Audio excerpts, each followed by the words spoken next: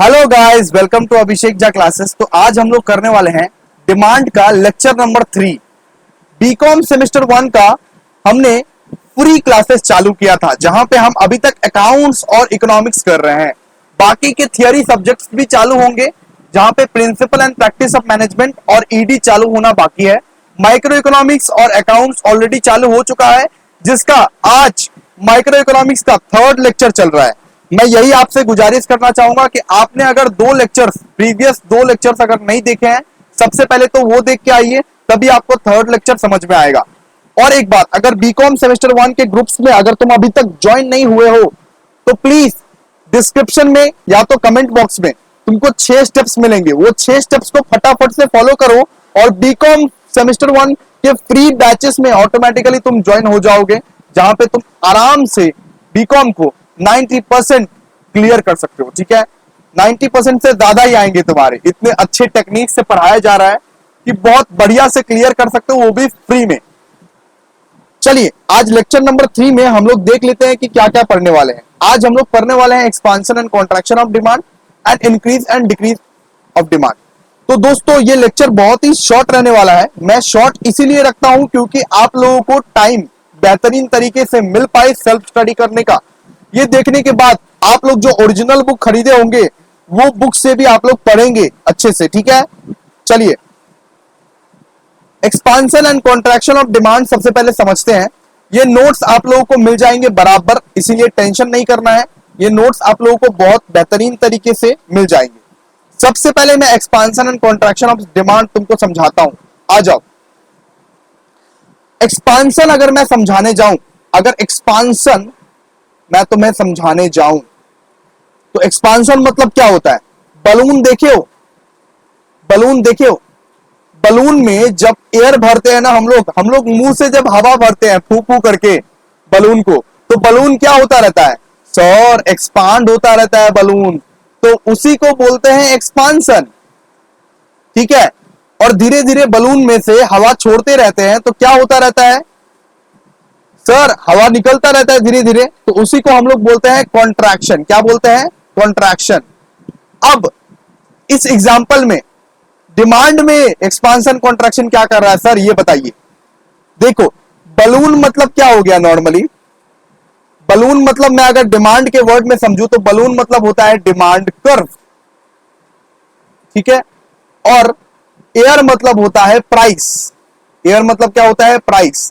मतलब कि प्राइस के वजह से अगर डिमांड इंक्रीज कर रहा है, प्राइस अगर इंक्रीज करता है तो डिमांड क्या करता है बच्चों? तुमको पता होता है, डिमांड डिक्रीज करेगा सर।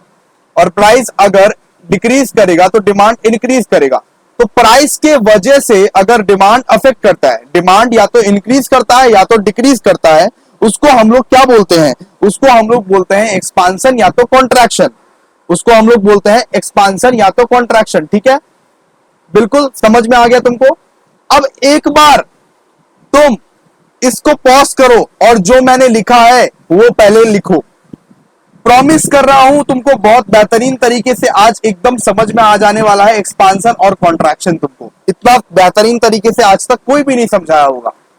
एक्सपांशन एंड कॉन्ट्रैक्शन को कॉपी करो पहले। ये ग्राफ को, ये साइड में जो ग्राफ है उसको भी आपको कॉपी करना है, और ये लिखावट वाला चीज भी आपको बहुत अच्छे तरीकों से कॉपी करना है, ताकि कोई भी डिफिकल्टी ना आए आपको। अब देख सकते हैं आप लोग, समझाने की कोशिश करता हूं। आप लोग कॉपी कर लिए होंगे पॉज करके। ठीक है, चलिए समझाने की कोशिश करता हूं। When there is a change in demand, मतलब कि डिमांड चेंज हो रहा है ड्यू टू प्राइस, मतलब कि प्राइस के वजह से अगर डिमांड चेंज हो रहा है, प्राइस के वजह से अगर डिमांड चेंज हो रहा है, तो उसको हम लोग क्या बोल सकते हैं? एक्सपांशन बोलेंगे या तो कॉन्ट्रैक्शन बोलेंगे। सर एक्सपांशन कब बोलेंगे? जब प्राइस के वजह से डिमांड ज्यादा हो जा रहा है, मतलब कि प्राइस कम हो रहा है।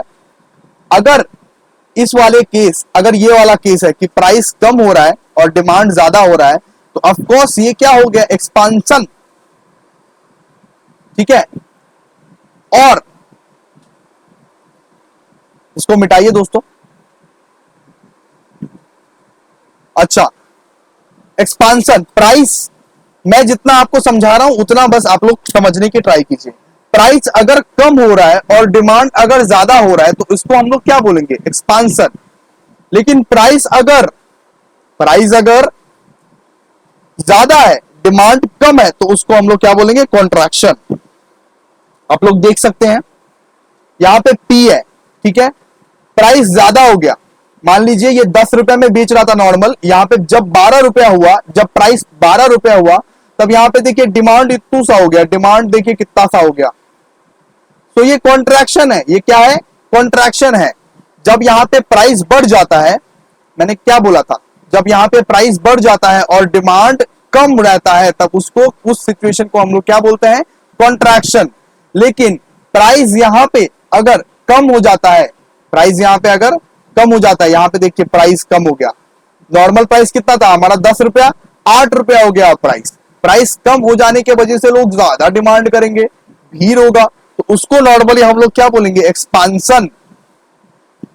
तो एक रूल आप लोग लिख लीजिए, एक्सपांसन में क्या होता है, मूवमेंट होता है। तो एक्सपांसन में क्या होता है, मूवमेंट होता है। तो एक्सपांसन में आप लोग देख सकते हैं लेफ्टवर्ड जा रहा है कि राइटवर्ड जा रहा है, सर राइटवर्ड जा रहा है। तो एक्सपांसन में क्या होता है, राइटवर्ड मूवमेंट। और कॉन्ट्रैक्शन में क्या होता है, कॉन्ट्रैक्शन में क्या होता है, लेफ्टवर्ड मूवमेंट। अगर लेफ्टवर्ड मूवमेंट है, ठीक है, अगर लेफ्टवर्ड मूवमेंट है तो कॉन्ट्रैक्शन होगा, अगर राइटवर्ड मूवमेंट है तो यहां पे एक्सपांसन होगा, ठीक है, राइटवर्ड मूवमेंट है तो एक्सपांसन होगा। ये एक्सपांसन को मैं क्या बोल सकता हूं, राइटवर्ड मूवमेंट, क्योंकि राइट जा रहा है ना। समझ में आ रहा है कि नहीं, कमेंट सेक्शन में मुझे आंसर चाहिए सबका। और ये लेफ्टवर्ड मूवमेंट हो रहा है, इसके लिए कॉन्ट्रैक्शन, सिंपल सा बात है, आप लोगों को बहुत अच्छे तरीकों से समझ में आ रहा होगा, ठीक है। तो कॉन्ट्रैक्शन में क्या होता है, लेफ्टवर्ड मूवमेंट, एक्सपांसन में क्या होता है, राइटवर्ड मूवमेंट, ठीक है, समझ में आ गया होगा आप लोगों को। चलिए, लेकिन यहां पे अफेक्टिंग फैक्टर क्या था, प्राइस के वजह से चेंज हो रहा है, प्राइस के वजह से, सिर्फ price is the affecting factor. अब यहां पे देखेंगे increase and decrease in demand. Increase and decrease in demand क्या होता है, ये देखेंगे। Increase and decrease in demand में ना हम लोग शिफ्ट पे ज्यादा वजन देते हैं। किस पे ज्यादा वजन देते हैं सर, शिफ्ट पे ज्यादा वजन देते हैं, मतलब कि shift in the demand curve पे ज्यादा इफेक्ट करता है। When there is a change in demand due to other factors, मतलब कि अदर फैक्टर्स के वजह से डिमांड यहां पे अगर चेंज हो रहा है, प्राइस को छोड़ के दूसरे रिलेटेड जो फैक्टर्स थे, हम लोग फर्स्ट क्लास में ही किए थे, price of the commodity, price of the related commodity, habits, taste and preference, climatic conditions. तो प्राइस को छोड़ दो, प्राइस को इस बार एक्सक्लूड कर दो, किसी दूसरे फैक्टर के वजह से यहां पे अगर इंक्रीज या तो डिक्रीज हो रहा है डिमांड में, तो हम लोग उसको नॉर्मली क्या बोलेंगे, शिफ्ट इन डिमांड कर्व। तो सीधा शिफ्ट हो जाएगा, यहां पे प्राइस, यहां पे मोटिंग ही नहीं है, यहां पे प्राइस फैक्टर ही नहीं है। प्राइस को छोड़ के दूसरे फैक्टर्स के वजह से अगर डिमांड चेंज हो रहा है, तो उसको हम लोग यहां पे बोलते हैं शिफ्ट इन डिमांड कर्व। या तो यहां पे इंक्रीज इन डिमांड कब होगा, या तो यहां पे डिक्रीज इन डिमांड होगा, ठीक है। इंक्रीज इन डिमांड होता है तो यहां पे देख लो एक नया कर्व बन जाता है, देख सकते हो, ये एक नया कर्व बन जाता है।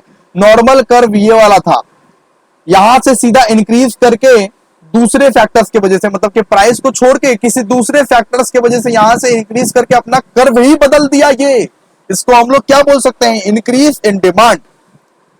और यहां पे देख लो डिक्रीज इन डिमांड मतलब क्या होता है, कर्व का नीचे गिर जाना। यहां पे देखो ये नॉर्मल था और यहां पे शिफ्ट हो गया, ये पूरा शिफ्ट हो गया डिक्रीजिंग पोजीशन में, डिमिनिशिंग पोजीशन में यहां पे शिफ्ट हो गया, तो इसको नॉर्मली हम लोग बोल सकते हैं डिक्रीज इन डिमांड कर्व। समझ रहे हो, समझ रहे हो, तुम समझ रहे हो, बिल्कुल समझ रहे हैं सर। कमेंट करो, फिर क्या कर रहे हो तुम, कमेंट करो, जल्दी से कमेंट करो। एक बात समझिए, फिर राइटवर्ड शिफ्ट अगर होता है तो मैं क्या बोलूंगा, increase in demand. Leftward shift अगर होता है तो मैं क्या बोलूंगा, decrease in demand. Rightward movement अगर होता है तो मैं क्या बोलूंगा, expansion of demand.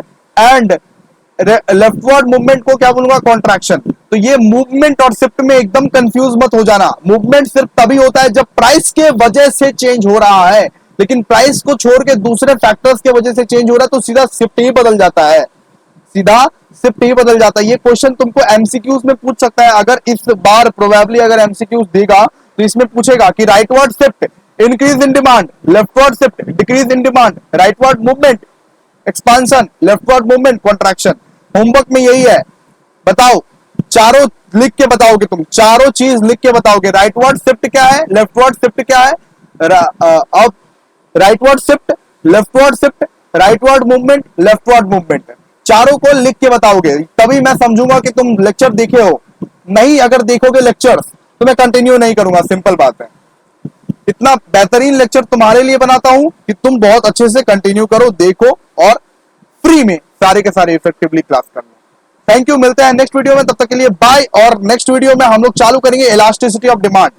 Next video में दोस्तों इलास्टिसिटी ऑफ डिमांड रहेगा, इसीलिए आप लोगों को अगला हफ्ता अटेंड करना ये लेक्चर, ठीक है।